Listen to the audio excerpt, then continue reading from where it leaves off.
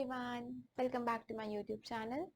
In this video, I'll be talking about a book that made me feel mad, made me feel traumatized for a while, and I stopped reading it after some time because I knew if I continued reading, I would go bonkers. I have taken a break from reading that particular book for now, and that special book is Metamorphosis by Ovid. I love Ovid's writing style. His satire, the way he just brings out the reality of Greek gods is amazing and magnificent, and I just love it. And I have always loved reading Greek mythology. I have heard a few things, read a few articles about Medusa, about Arachne, and the things that Greek gods did to prove their point, to show that they are powerful. But I didn't know that they would go to such extents to be wrathful and vengeful, to exact revenge from mortals. And they did cross every barrier possible to do that. I was so angry at some point of time. I just wanted to go back in time and just murder these Greek and Roman gods myself because I couldn't control myself. They are the perpetrators and they are the ones who are punishing the victims. What's wrong with you gods? Seriously. Like Apollo, he is the god of light, music, art. He punishes those who are found guilty. And guess what? He is the person who needs to be punished. Like at this very moment. And then we have Minerva. Minerva is also known as Athena. She is the goddess of war and handicraft, and she is a crazy lady. She, to prove her point, she would go to any, she would just go to any extent. And then we have Apollo's lovely wife, Hera, who is the most wicked lady. I will come to that, and I will come to the things she does. It's just so spine chilling. I want to just destroy them. And the definition of God is something so divine that God is a symbolic power, a spiritual power that helps guide us, that helps us and show us a path out of darkness. Greek and Roman gods are nothing like that. They are not to be made idols. They are not to be made a person or a power that has to sit on a higher pedestal. I am telling you, they are nothing like that. In this video, I'll be talking about the first two parts, and I will be giving you some instances from these first two parts that prove how cruel Roman and Greek gods are. The first book, the book is divided into several parts. So in the first part, we see Ovid has wonderfully described the creation of the world, the nature of chaos, how the four ages came and went, and we see how this our lovely Apollo kills this serpent Python, and it was a vicious serpent. No one could kill it, but our great Apollo did that. And to make everyone remember his courageous deed, he decided to commence these Pythian games. So every year, from all over the world, warriors are going to come and participate in this game in the honor of our great Apollo.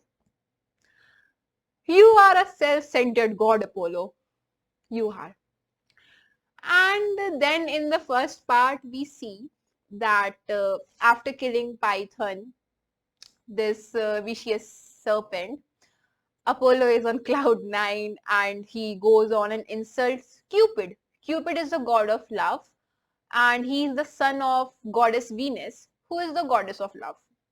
So Cupid feels enraged and he shoots Apollo with an arrow. That arrow makes him fall in love with Daphne, who is the daughter of river Peneus. And Daphne is also stricken with an arrow that makes her avert at the very thought of love and physical intimacy. Now, Apollo sees Daphne, falls in love with her at first sight. And what does a person do when he or she falls in love? Chase them, obviously, because that's what Apollo does.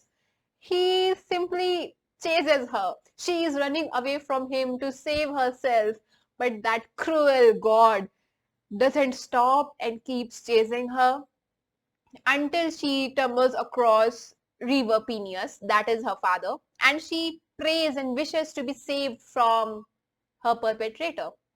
And what does the gods do? She is metamorphosed into a laurel tree. Yes, that's what happens. And Apollo's conscience still doesn't come to limelight because she has now turned into a tree. At least stop now. He goes and tries to, he actually kisses her like the tree. He kisses the tree, he caresses her, and we see how we see the painful description of Daphne, how she's averting at the touch of Apollo. She doesn't like it, but Apollo doesn't care. Obviously, he he says that though you are a tree, I will, because I am the great god, I will just make you a great tree because you are my first love. So he just went on and announced that from then on, whenever a warrior or a soldier comes back home after winning something or after succeeding in a certain thing, then he would be awarded by laurel leaves. And this is the fate of poor Daphne. She didn't ask for it. She didn't ask to be some tree. She didn't ask to be some prize to show people that they have done something. Probably she just wanted a life for herself, but that life was robbed by our great Apollo. And this picture, you can see, this picture is the representation of Apollo trying to kiss and caress Daphne, who is turning into a tree. I'm sure you can see the leaves here. Yeah, that's how it went. And I guess the next story is of, yes, the next story is of Io. Uh, Here we see the amazing goddess Hera. She is also known as Juno, the wife of Apollo. Io is the daughter of river Inachus, and one day Apollo sees her, falls in love with her. What else can Apollo do? Nothing, obviously. So he simply falls in love with her, chases her. She runs away. She wants to be saved, but she isn't. And what does he do? He rapes her. He rapes her. And after that, we see that so gods live in heaven, and Io is a mortal who lives on earth. So he has descended from heaven. Now his wife Juno, Hera, is suspicious of Apollo because she knows of his amorous activities, and she wants to know if he's against somewhere cheating on her. But so she decides to search for him, and she finds him on earth with a cow.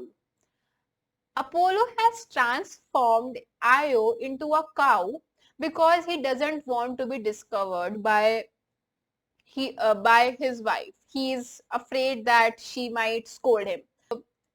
Our kind Juno asks Apollo to give that cow to her, and he does. She keeps a man named Argus. Argus has 100 eyes, and she keeps him as the bodyguard of Io so that she can't run away, or Apollo can't make moves on her.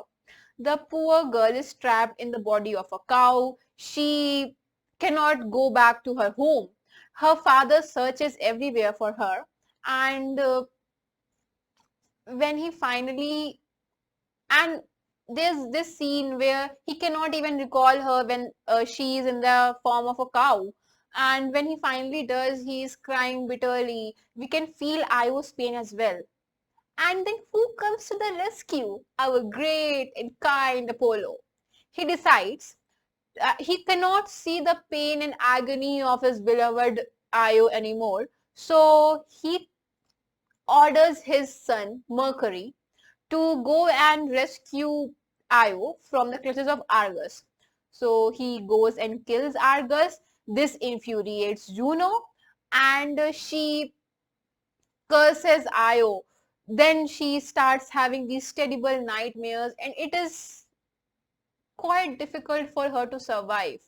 Then our great Apollo again comes to the rescue like a hero, and he asks Juno to remove that curse. So she does, and now Io is back to being a human again. But will she ever be that girl who wasn't once raped? No, she won't be. She is already scarred for life. She has been turned into a cow. She has suffered nightmares. She was kept under the eyes of a man. Wait, a man who had 100 eyes. And despite everything, Apollo is still worshipped, and he is a great god that that punishes everyone who is found guilty. And it doesn't end here. We also see this uh, Pan and Syrinx. There's this chapter, Pan and Syrinx, where uh, Pan is a god. He finds Syrinx, who is a beautiful maiden. He falls in love with her beauty, decides to rape her. He chases her, and she prays to be saved. What happens? She is turned into reeds. Is this what saving means? Daphne is turned into a tree. Syrinx is turned into reeds. If it is what saving means, then I guess no one would want to be saved because they are just humiliated in one way or another. Apollo's wretchedness didn't end in book 1. It continues. In book 2, we see that Apollo again falls in love.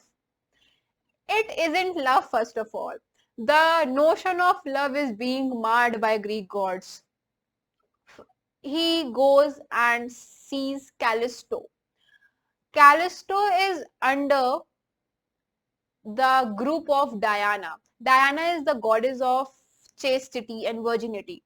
So all the women under her group are chaste and virgins, but Apollo doesn't care. He finds a woman, he likes that woman, he will go and rape that woman. That's how his mind works. Because that's exactly what he does with Callisto. The poor girl is sitting and he goes and impersonates himself as Diana. So she is off guard because obviously her leader is standing in front of her, so she won't be afraid. But then he takes his true form and rapes Callisto and runs away. It's so painful. And it doesn't end here. Diana, when finds out that she has been raped, what would a sane leader do? A leader wouldn't hurt their own people. But that's exactly our great goddess of chastity do. She outs, she just outcasts Callisto from her wing, and now she's on her own, pregnant with a child, and Apollo doesn't care. At some point of time, when Juno comes to know about this, she is enraged and she turns her into a bear. In the form of a bear, we see Callisto's agony. She doesn't know anything. She doesn't know how to operate because she is now a bear. How can she know what to do? We also see that one day she comes face to face with her son. He thinks that she is a bear and tries to attack her. What a great mother-son reunion. And it's so appalling and painful. A son doesn't recognize his mother, all because of the tyranny of the gods, the great gods. We see that the gods' kindness. Apollo is again being kind, and he can't see a mother and son in conflict, so he turns both of them into constellations, one to Ursa Major and the other one to Ursa Minor. So, and we see that Juno is now jealous because these normal mortals have been transformed into constellations. Juno, you need to get a divorce or you need to get a life. You have to stop meddling with other people's life. You have to look. You have to open your eyes and see what your husband's doing. Your husband's being a piece of shit. We also see Apollo has a lover, Coronis. She is having an affair with someone, and this enrages Apollo, so he kills that woman, Coronis. She is already pregnant with her child, so he manages to save the child, but obviously Coronis dies. Is there any sense of justice here?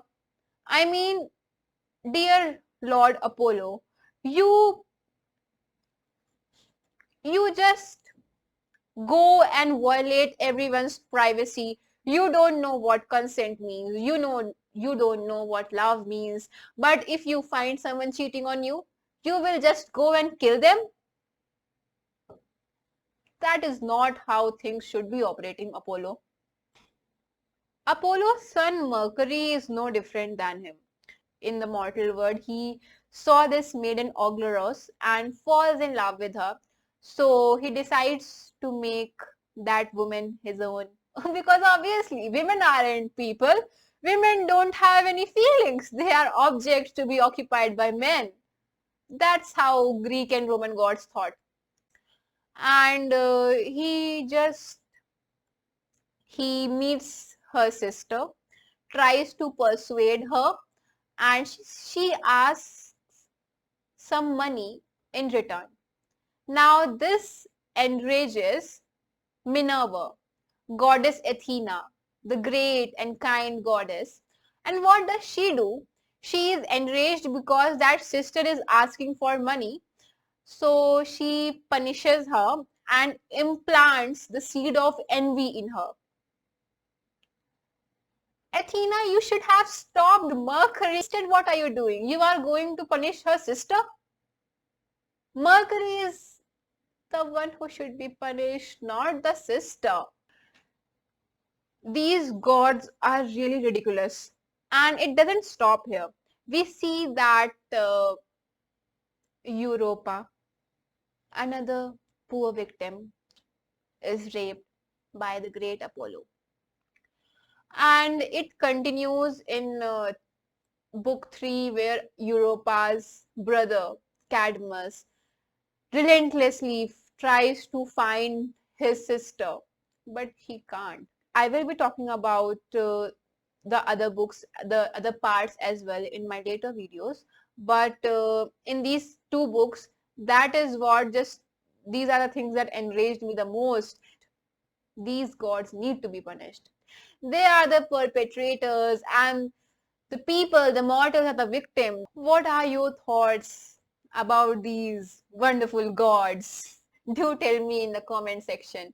And if you have heard of any myth or any exploit of these gods or the wonderful things that these gods do tell me in the comment section.